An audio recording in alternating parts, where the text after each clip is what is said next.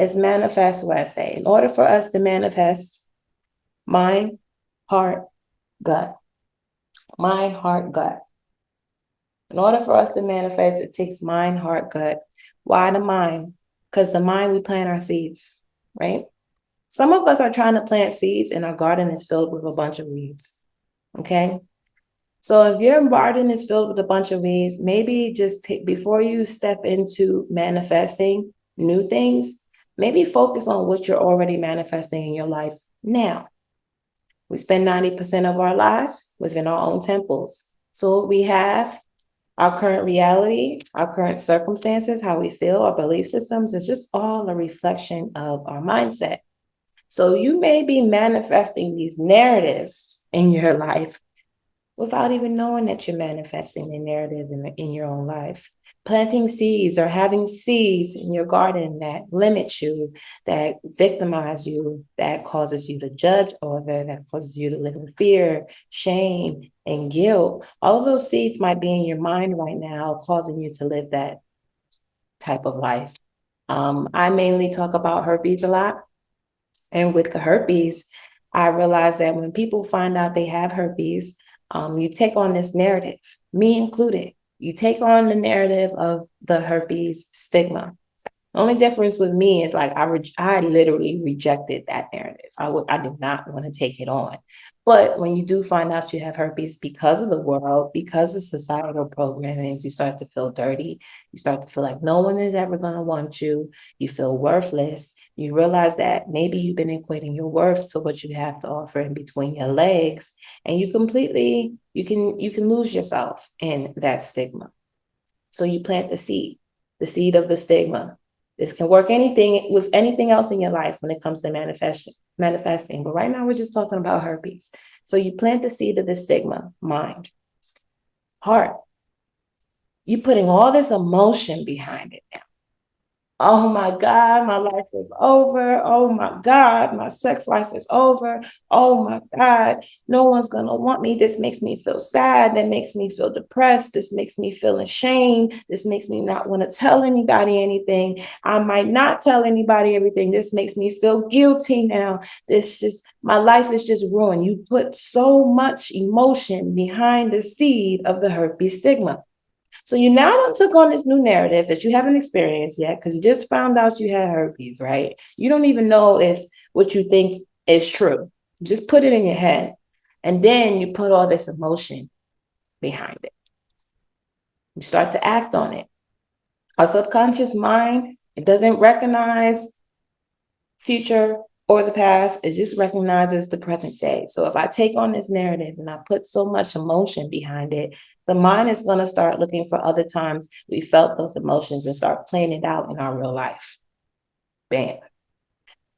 So now we're taking action in life with no idea what manifestation is. That's what I'm saying. Sometimes y'all manifesting and don't even know that y'all manifesting, right? And the herpes stigma is now playing out in your life. Humans love to be right. Humans love to be right. So your subconscious mind is going to find everything in this world and in your life that proves you right every single time until you intentionally decide to think something different or believe something different. That is manifestation. Mind, heart, gut. You plant the seed, you nurture the seed, then you take action. It's the same shit. All right. So herpes stigma, I plant the seed of the herpes stigma the minute I find out I have herpes. Then I put all these emotions behind the herpes stigma, and my mind goes and search for other things in my mind that match these emotions to make it even stronger. This is when you water in the seed, putting it in the ground, you're nurturing, you're giving it some fertilizer. And now I'm going out the world and I'm taking action, and things are appearing that way. Well, we can use this for our advantage now that we know, but it starts with awareness. Dig up your old seed and replace your old seeds with new seeds once you identify the old seeds. So now what is it for me? I want to live a happy, healthy, wealthy, thriving life with my virus, this virus that I can't get rid of. That's my new seed.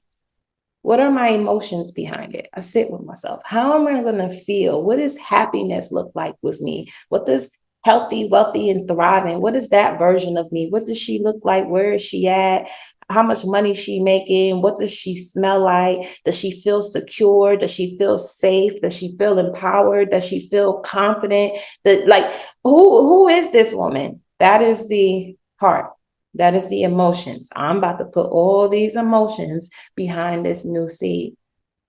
My action is in me reminding myself of this seed I planted and watering it with affirmations and watering it with being gratitude and watering it with having vision and watering it and giving it sun with being intentional with my life and saying my affirmations and journaling and showing up for me and allowing that to manifest in my life. Not just doing it for 2 days, not just doing it for 3 days, not just doing it for a week, not just doing it for a month and expecting my seed to be a full-blown tree when I've had all these old weeds in the back of my brain who've been here for years. I'm still trying to dig up the roots to make space for my new seed when my new seed gets really big and grand. That's the discipline that I talked about in the beginning, right? Constantly showing up for yourself to see something different in your life. I started my self-love journey in 2017. In 2017, I made a commitment to myself that every day I'm going to love myself a little bit more than I did yesterday. No matter what that looks like. It can be something grand, or it can be something that's something so small as me drinking an extra cup of water.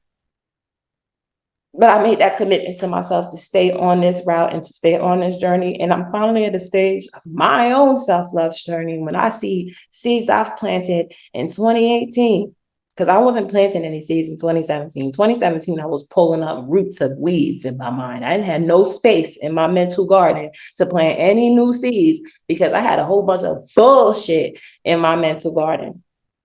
So I'm starting to see seeds from 2018 sprout now, be trees now, starting to flower. You know, when they start to flower, then the fruit comes after the flower, if you know anything about nature. But I'm there now because I stayed consistent and I took care of the seeds that I planted. You are light, you are love. Yes, I am. Thank you, Nebula. You see yourself in me.